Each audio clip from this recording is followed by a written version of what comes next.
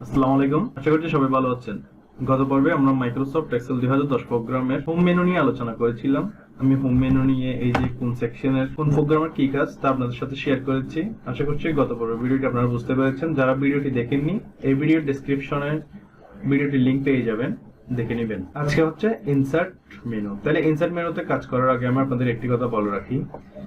আমরা এগুলো সবগুলো বেসিক দেখে দেখে যাচ্ছি ঠিক, কিন্তু বেসিকের মধ্যে আমার অনেক কিছু শিখার এবং জানার রয়ে গেছে। তার জন্য আপনারা যদি নোট করতে পারেন তাহলে বেশি ভালো হবে। নোট যত বেশি নোট করবেন তত বেশি শিখতে পারবেন। এই কথাটা আমি কি জন্য বললাম, কারণ এই যে ইনসার্ট মেনু দেখানোর সময় আমাকে এখানে হোম মেনুর অনেকগুলো সেকশনের কাজ করতে হবে, সেই জন্য আপনারা নোট করলে কাজগুলো বুঝতে পারবেন। তাইলে আরেকটি কথা, আপনারা যারা অলরেডি কাজগুলো জানেন, অর্থাৎ মেনু বারের কাজগুলো জানেন, অ্যাডভান্স লেভেলের কাজ জানতে চাচ্ছেন, আমার এই ভিডিও ডেসক্রিপশনে একটি প্লেলিস্টের লিংক দেওয়া থাকবে। প্লেলিস্টটি মূলত অ্যাডভান্স এক্সেল ফর বিগিনার্স নামে। এই প্লেলিস্টের মধ্যে আপনারা বিভিন্ন রিপোর্টিং গুলো যেভাবে করতে হয় সেগুলো পেয়ে যাবেন। অর্থাৎ একটি ডিএমএস থেকে বা কোনো সফটওয়্যার থেকে রিপোর্ট কালেকশন করে কোন একটি রিপোর্ট কিভাবে তৈরি করবেন এটির ভিডিওগুলো সেই প্লেলিস্টে পেয়ে যাবেন। তো চলুন আজকের পর্ব শুরু করা যাক। তাহলে ইনসার্ট মেনুতে যাওয়ার পর এখানে অনেকগুলো সেকশন রয়েছে, tables, illustrations, charts, spark lines. এখানে ইলাস্ট্রেশন, চার্ট, স্পার্ক লাইনস এগুলো কাজ ধরতে গেলে সেম, অর্থাৎ এগুলো সবগুলো হচ্ছে রিপোর্টিং এর ক্ষেত্রে আমার প্রয়োজন পড়বে।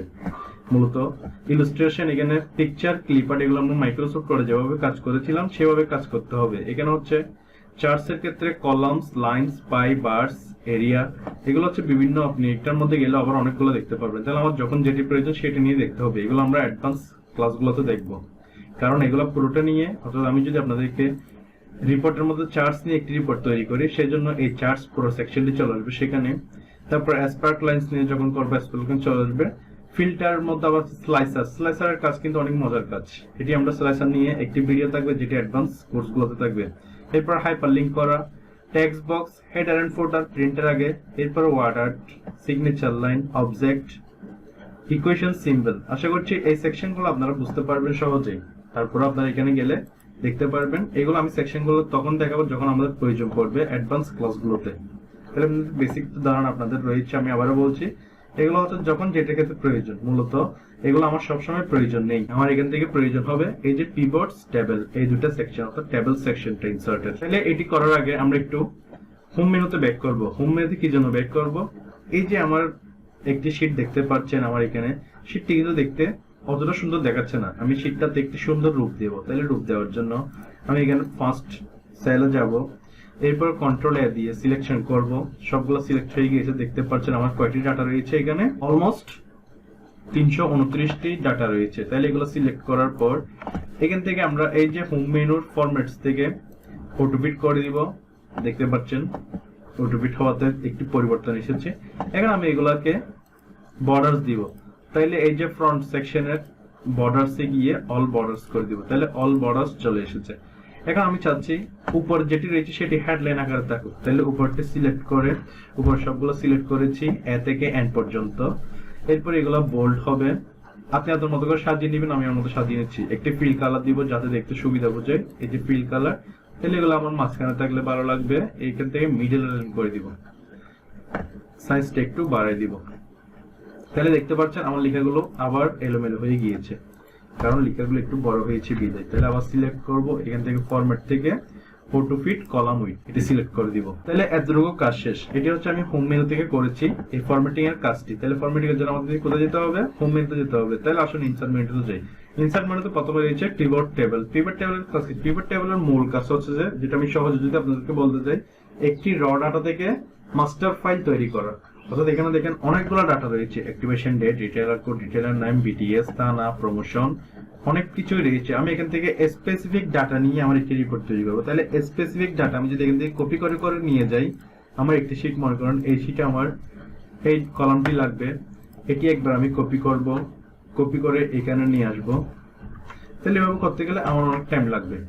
এটি আমরা এক ক্লিকের মধ্যে কিভাবে করতে পারি সেটি দেখবো। তাহলে এক ক্লিকের জন্য করার জন্য আমি আমার যে কোনো জায়গায় অবস্থান করব, শীটের মধ্যে, এটি তো আমার শীটে যাওয়ার পর এই যে ইনসার্ট আসার পর পিভট টেবিলে ক্লিক করব। পিভট টেবিল আসার পর দেখতে পাচ্ছেন আমার পুরো শীটটা কিন্তু সিলেক্ট হয়ে গিয়েছে। এখানে ট্যাবের রেঞ্জ দেখাচ্ছে। এরপর নিউ ওয়ার্কশিটটা আপনারাই জানেন, এই যে শীটগুলোকে ওয়ার্কশিট বলা হচ্ছে। নিউ ওয়ার্কশিটে রেখে ওকেতে ক্লিক করব। তাহলে আমার ওয়ার্কশিট চলে এসেছে একটি নতুন। এখানে দেখতে পাচ্ছেন পিভট টেবিল টুলস এর সাথে একটি অপশন চলে এসেছে। এই অপশনগুলোর কাজ আমরা সেম অ্যাডভান্স কাজগুলোতে দেখব, কারণ এটি আরেকটি মেনু বার। আমার মূল মেনু বারে কিন্তু অপশনস মেনু বার নেই।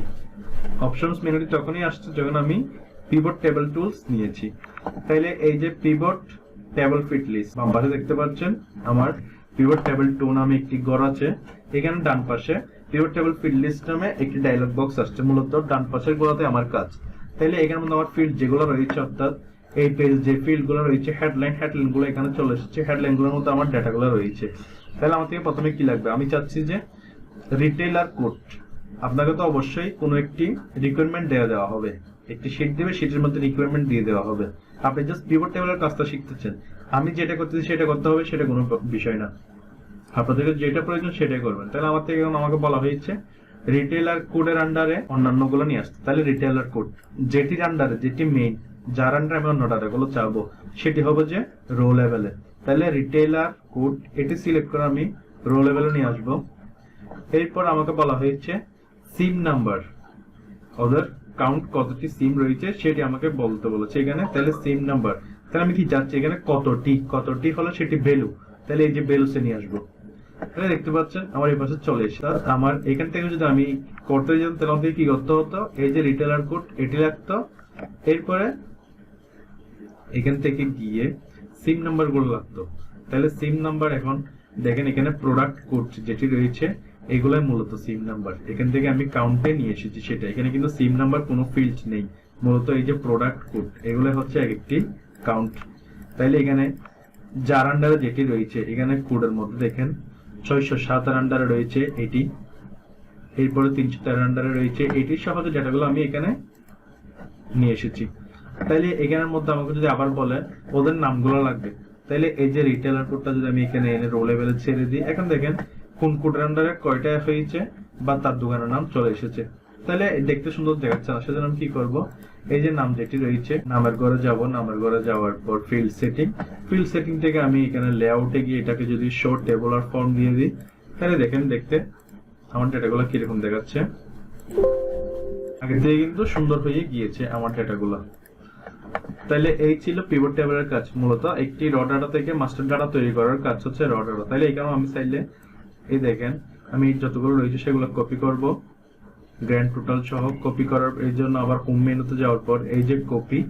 এখন কিন্তু একটি কাজ হবে, সেটি হচ্ছে যে আপনাদের বোঝার স্বার্থে এই যে আমরা এখানে পেস্টের মধ্যে পেস্ট স্পেশাল করতে হয়। তাহলে পেস্ট স্পেশাল হচ্ছে যে এখানে দেখেন এটি হচ্ছে পেস্ট, এরপরে ফর্মুলা, এখান থেকে ফর্মুলা নাম্বার ফরম্যাটিং যখন যেটি প্রয়োজন। তাহলে আমি চাচ্ছি শুধুমাত্র আমার ফরম্যাট লাগবে না, আমি এখান থেকে যেটি করব পেস্ট করলে হচ্ছে মূল যেখানে ফরম্যাট রয়েছে সেটি ফরম্যাট হয়ে যাবে। আমি এখান থেকে কি করব পেস্ট স্পেশাল। তাহলে পেস্ট স্পেশাল করার জন্য এই এফএক্স এখানে ক্লিক করলে তাহলে পেস্ট স্পেশাল হয়ে গিয়েছে। এখন দেখতে পাচ্ছেন এখান থেকে আমি সবগুলো সিলেক্ট করব, সিলেক্ট করার পর অল বর্ডারস দিব, এখান থেকে অটো ফিট করে দিব। তাহলে সুন্দরভাবে আমার কাজটি হয়ে গিয়েছে। এই ছিল ইনসার্ট মেনুর কাজ। তাহলে আমি আবারও বলছি ইনসার্ট মেনুতে এইগুলো যেগুলো রয়েছে এগুলো হচ্ছে আমার রিপোর্টিং এর ক্ষেত্রে লাগবে, তো চার্টস স্পার্কলাইন এগুলো রিপোর্টিং এর ক্ষেত্রে লাগবে। মূলত আমার জেনারেলি যে কাজগুলো করতে হবে সেটা হচ্ছে টেবলসে গিয়ে পিভট টেবিল এবং টেবিল। তাহলে টেবিলের কাজ কি সেটাও দেখি।